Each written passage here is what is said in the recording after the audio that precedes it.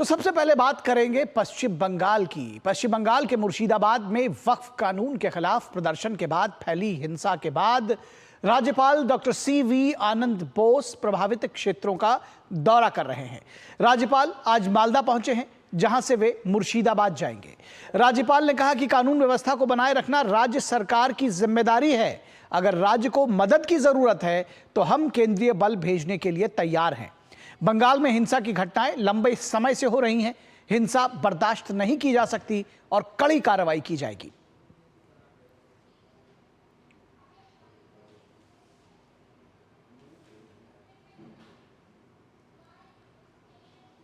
Situation back to normalcy earlier, and also to establish peace in society. I will listen to the grievances of those who are in the camps here, understand their sentiments, feelings, and needs. Then we'll take proactive action, redress their grievances at the earliest. Let me first go and share the experience of those who are in the camp. Then I will give my comment later. और राष्ट्रीय महिला आयोग की team आज मालदा पहुंची। राष्ट्रीय महिला आयोग के अध्यक्ष विजया राहटकर ने मालदा जिले के एक आश्रय गृह में मुर्शिदाबाद हिंसा से प्रभावित परिवारों से मुलाकात की।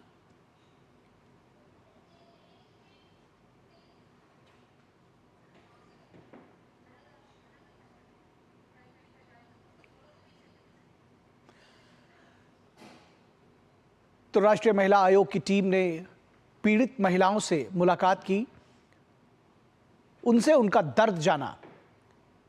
ये तस्वीरें बयां कर रही हैं किस तरह से महिलाएं उमड़ पड़ी हैं अपना दर्द बताने के लिए। राष्ट्रीय महिला आयोग की जो टीम पहुंची विजया राहटकर की अगुवाई में, और ये बड़ी संख्या में महिलाएं आई हैं। विजया राहटकर के अगुवाई में उन्होंने महिला आयोग की टीम से अपना दर्द साझा किया। और राष्ट्रीय मानवाधिकार आयोग का एक दल पश्चिम बंगाल के मालदा जिले में आज उन लोगों से मिलने पहुंचा जिन्होंने मुर्शिदाबाद जिले में हिंसा प्रभावित इलाकों से भागकर शरणार्थी शिविरों में शरण ली है। एनएचआरसी ने हाल में मुर्शिदाबाद में वक्फ संशोधन अधिनियम के विरोध में भड़की हिंसा का स्वतः संज्ञान लिया है। एनएचआरसी ने प्रभावित क्षेत्रों में हिंसा और कथित मानवाधिकार उल्लंघन के बारे में एक औपचारिक शिकायत मिलने के बाद यह कार्रवाई की है। एनएचआरसी ने निर्देश दिया है कि 3 सप्ताह के भीतर एक विस्तृत जांच रिपोर्ट पेश की जाए।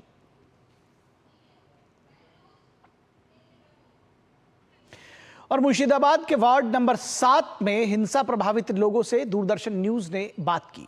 लोगों ने बताया कि हिंसा के वक्त 700 से 800 लोगों ने जमकर उत्पात मचाया, उनकी दुकानों को लूट लिया, मंदिरों को तोड़ा और महिलाओं को धमकी दी कि बीएसएफ के जाने के बाद उनका रेप कर देंगे। महिला और पुरुषों ने राष्ट्रपति शासन की मांग की है।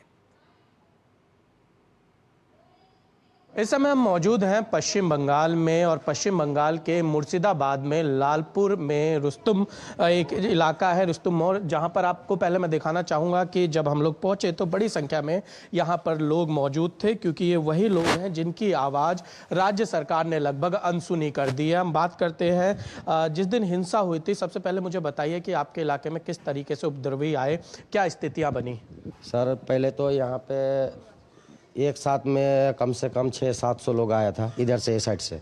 फिर उसके बाद इधर से नहीं घुस पाया। थोड़ा मेरा दीदी का दुकान जो है वो, ये दीदी का और मेरा ताऊ जी का जो दुकान है सब पूरा लूट कर लिया, माल उल लेके भाग गया। फिर उधर से आके वो साइड से फिर घुसा 600-700 लोग, और सब बाहर से आया सर। इधर का नहीं है, इधर का थोड़ा है, थोड़ा बहुत, और बाकी उधर का है। मंदिर भी तोड़ दिया। उसका दुकान एक बिक्री करते, दूसरा दुकान दूसरा लूट लिया। बोल रहा है कि जितना दिन बीएसएफ है आपको उतने दिन सुरक्षित है, तब के बाद में आप क्या करेगा? आपको तो हम नंगा करके हम ये में छोड़ देंगे, तब बांग्लादेश बैठा देंगे, अगला बोलता है। बांग्लादेश बनाने का धमकी देता है। यहाँ पे ये लोग का टारगेट है कि जितना हिंदू है मुर्शिदाबाद के अंदर सबको निकाल के इसको बांग्लादेश बनाएंगे।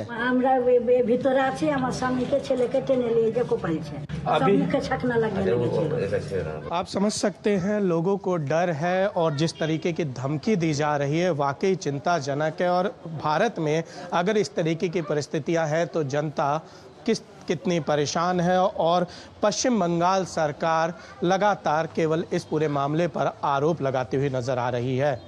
कैमरा पर्सन जगमोहन के साथ निशांत राय, डीडी न्यूज, मुर्शिदाबाद। और मुर्शिदाबाद से और अधिक जानकारी के लिए निशांत राय हमारे साथ जुड़े हुए हैं, हमारे संवाददाता। निशांत, अभी आपकी तस्वीर जो आपकी रिपोर्ट थी वो हमने देखी, किस तरह से लोग दुखी हैं, पीड़ित हैं और सबसे बड़ी बात भयाक्रांत हैं। उनका कहना है कि बीएसएफ चली जाएगी तो लोग फिर से उनके ऊपर आक्रमण कर सकते हैं, इस बात का उनको भय है। कैसे आप देखते हैं इस पूरे घटनाक्रम को? सबसे पहले तो जो अभी डिटेल्स हैं वो हमारे साथ शेयर करिए दर्शकों के साथ में, और क्या किसी भी तरह की राहत राज्य सरकार की ओर से या किसी प्रशासन की तरफ से इन लोग तक पहुंचती हुई दिख रही है?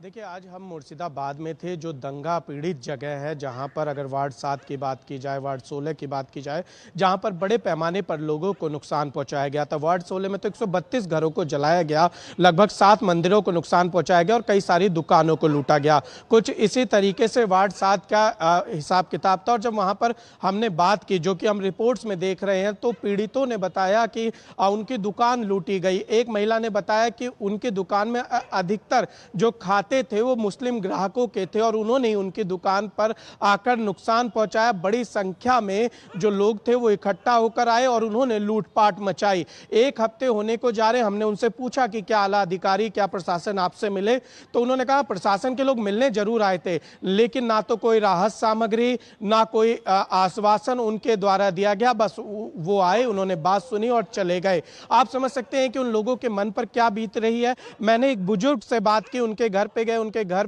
को पूरी तरीके से जला दिया गया, उनके परिवार को वहां से भेज दिया गया। जब मैंने बुजुर्ग से पूछा कि आपने कब खाना खाया था, तो वो बताने लगे कि मैंने जो खाना है लगभग 1 हफ्ते पहले खाया था और 1 हफ्ते के बाद लगातार मैं कुछ हल्का फुल्का कोई दे देता है तो खा लेता हूं, नहीं तो नहीं खाता हूं।